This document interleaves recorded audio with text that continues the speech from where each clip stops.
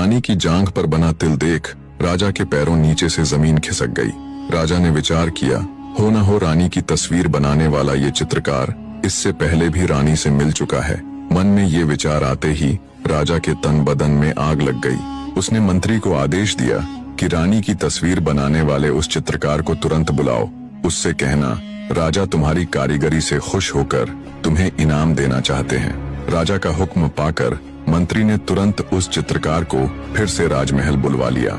जब वो चित्रकार राजा के सामने पेश हुआ तो उसे देख गुस्से से लाल पीले राजा ने झल्लाद को हुक्म दिया, पकड़कर ले जाओ इस हरामजादे को और जंगल में ले जाकर गर्दन उड़ा दो इस दुष्ट की, और इसकी नापाक आंखें निकाल कर मेरे लिए ले आना। ये सुनते ही चित्रकार सहित वहां मौजूद मंत्री के भी पैरों नीचे से जमीन खिसक गई। चित्रकार गिड़गिड़ाया, पर बिना उसकी सुने झल्लाद उसे लेकर जंगल चल दिया। ये सारा माजरा देख मंत्री भी उनके पीछे पीछे जंगल की ओर हो लिया। उसने सोचा, कैसा दुष्ट राजा है जो इतने योग्य इतने होनहार नवयुवक को यूं बिना किसी वजह मृत्यु दंड दे रहा है। कुछ दूर चलने पर मंत्री ने झल्लाद से कहा, तुम इसे छोड़ दो और किसी मृत हिरण की आंखें निकालकर राजा को दे देना। झल्लाद ने मंत्री का कहा मान लिया और वैसा ही किया। मंत्री डरते डरते उस चित्रकार को अपने साथ अपने घर ले गया। समय अपनी गति के साथ बीतने लगा। एक दिन उस राजा का लड़का, जिसने अभी अभी जवानी में कदम रखा था, शिकार खेलने के लिए अकेला ही जंगल की तरफ चल निकला। जब वो जंगल के अंदर गया तो उसे एक शेर की गुर्राहट सुनाई दी। शेर की आवाज सुन राजा का लड़का घबरा गया और घोड़े से उतर भागकर एक वृक्ष पर चढ़ गया। जब तक वो वृक्ष पर चढ़ा इतने में शेर भी वहां आ पहुंचा।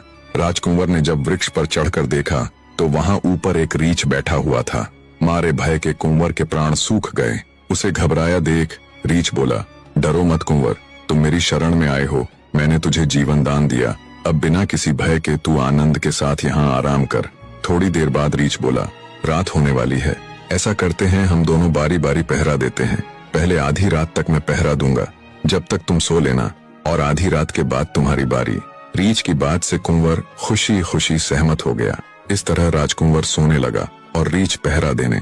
तब वृक्ष के नीचे खड़ा शेर रीछ से बोला, मेरी बात सुन, तू क्यों अज्ञानी हो रहा है, क्यों इस मनुष्य की तरफदारी कर रहा है? अरे ये तो शुरू से ही हमारे भक्षक रहे हैं, हम फिर भी जंगल में रहने वाले जीव हैं। तू क्यों इसकी खातिर दुश्मनी का बीज बो रहा है?